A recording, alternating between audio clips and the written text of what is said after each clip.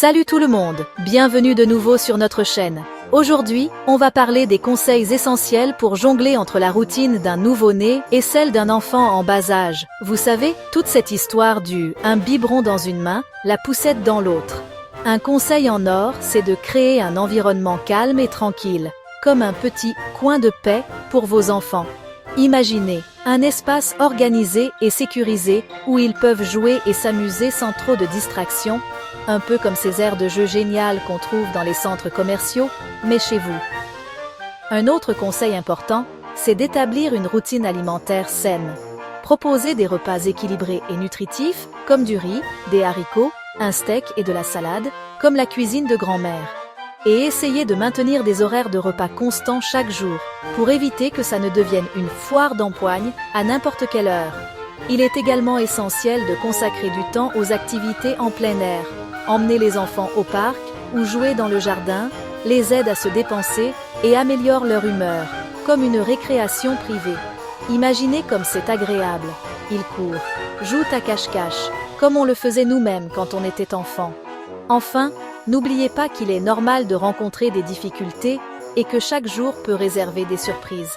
L'important, c'est d'être flexible et d'adapter la routine en fonction des besoins. Continuez comme ça et ne baissez pas les bras. Après tout, qui ne tente rien n'a rien, n'est-ce pas?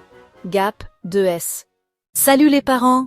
Jongler entre la routine d'un nouveau-né et d'un enfant en bas âge, vous vous sentez dépassé en permanence? Sachez que vous n'êtes pas seul. Aujourd'hui, je vais partager avec vous quelques conseils simples pour vous aider à créer une routine harmonieuse. Tout d'abord, parlons de l'organisation du temps pour les activités individuelles. Il est important que chaque enfant ait du temps seul avec ses parents pour se sentir spécial et choyé. Divisez la journée en blocs pour les activités individuelles, les jeux en groupe et le repos. Et n'oubliez pas, il est essentiel de savoir comment gérer les urgences. Gardez toujours une trousse de premiers secours à portée de main et familiarisez-vous avec les gestes de base. Essayez de synchroniser les siestes du nouveau-né avec le repos ou le jeu indépendant de l'aîné. De cette façon, vous éviterez que l'un ne réveille l'autre et vous créerez un environnement plus paisible. Au fur et à mesure qu'ils grandissent, adaptez les routines à leur stade de développement.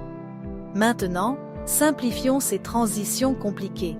Qu'il s'agisse de sortir de la maison, du bain ou du changement de couche, avoir une approche prévisible peut faire toute la différence. Anticipez les difficultés et restez calme. Votre enfant en bas âge et votre nouveau-né suivront votre exemple. Et en ce qui concerne les activités qui impliquent les deux enfants, les jeux sensoriels, les jeux de motricité simple ou même la lecture ensemble peuvent les occuper tous les deux. Impliquez l'aîné dans les soins du nouveau-né. C'est un excellent moyen de créer un lien et d'apprendre la responsabilité. Vous êtes confronté à la rivalité entre frères et sœurs. Consacrez du temps individuellement à chaque enfant.